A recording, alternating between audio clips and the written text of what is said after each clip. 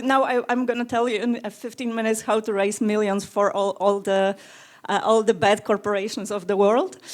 I will have to start with some context, because in our case, the current context is everything. We are working with refugees. We support refugees living in Poland. So as you can imagine, past 2 years have been pretty busy for us.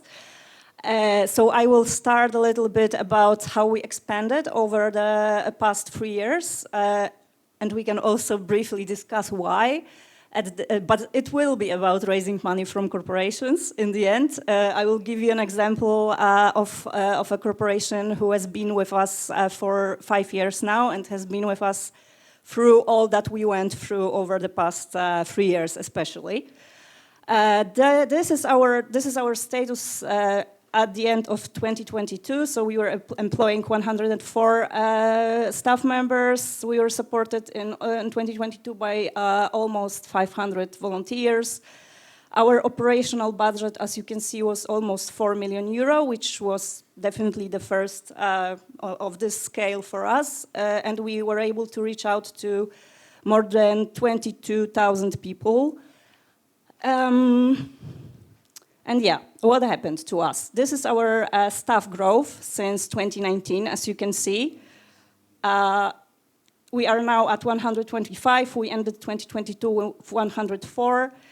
As you know, in 2022, COVID happened. In 2021, do you know what happened in Poland in 2021 in the area of refugee support? So the humanitarian crisis at the Polish-Belarusian border started, and that was, of course, a very important event, and still is. It's still going on, by the way.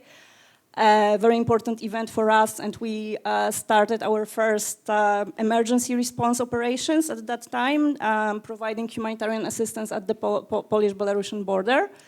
And then 2022 is, of course, the full-scale invasion of Ukraine. Up to 2022, we had 2 offices in Warsaw and Łomża. Now we operate in more than 40 places. And up to 2022, we were present in 2 voivodeships of Poland. Now we are present in 5. So that's also an indicator of our growth. And this is our budget. The green ones is our operational budget. And you can also see the relations with our balance and income. So that was the brief context. We've been growing. There is a lot of happening. And where are we when it comes to our income sources?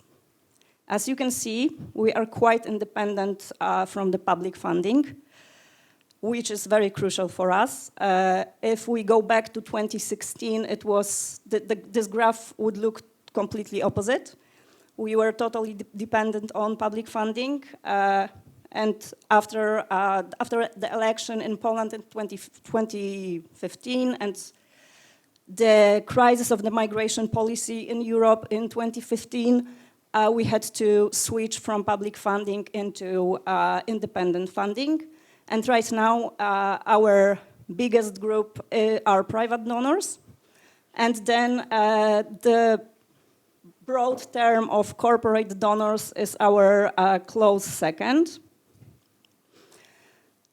But if we add up different categories, it shows that this category of non-private and non-public donors, which is mostly corporate donors, is the biggest part of our income right now. Okay, so this is this part of the corporate world, and I will tell you the story of BNP Paribas Foundation and BNP Paribas Group that has been supporting us for over 5 years, because we have almost all of the bubbles of this corporate donors world when we talk about the support that we are getting from them. So first of all, it started in 2018 as a quite small but then very significant project for us. We started a tutoring program for refugee children. We started it together.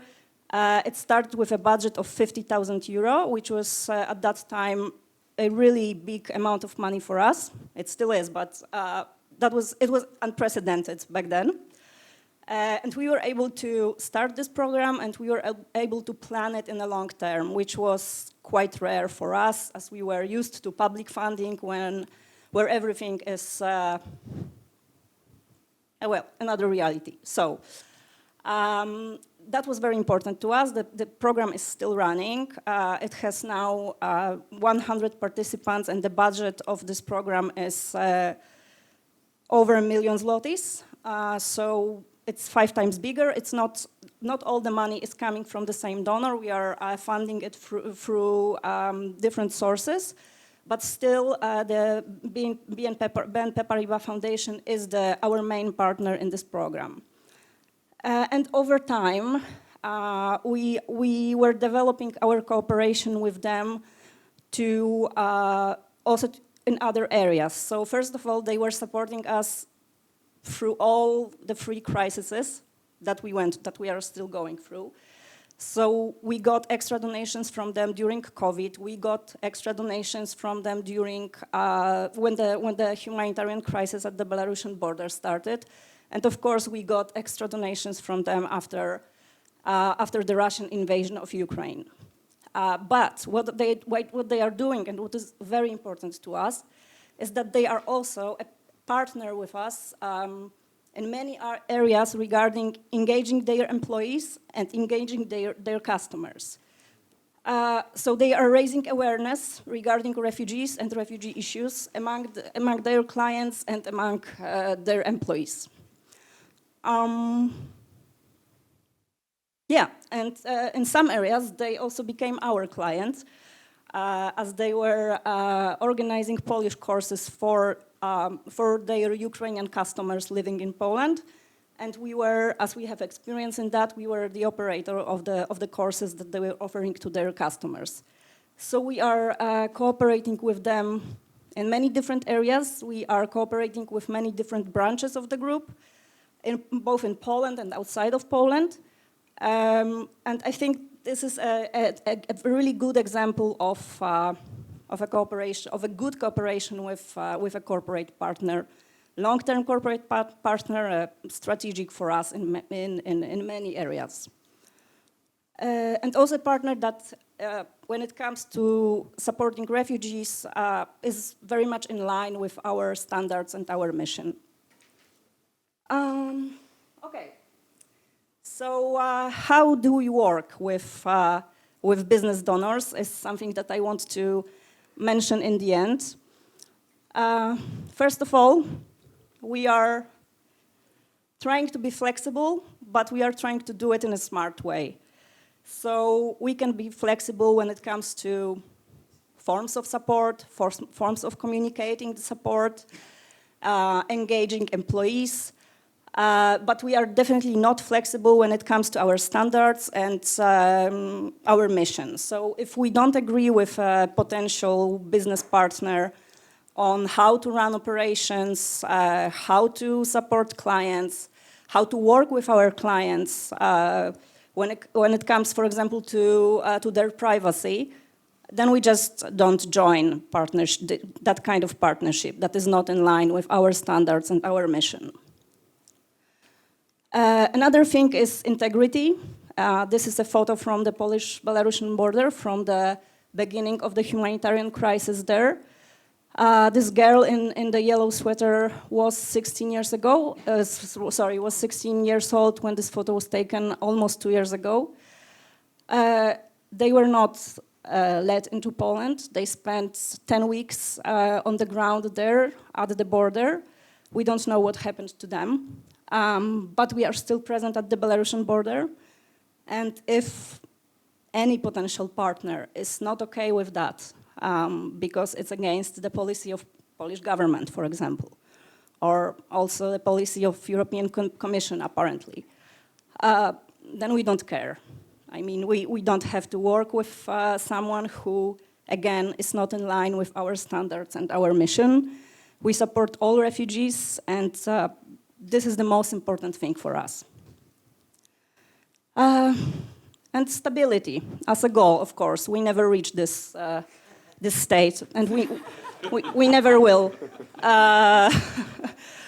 But we try to reach it. So we try to enter partnerships that are at least mid-term or preferably long-term, potentially, because that's how we want to plan our operations. That's how we want to work with our clients.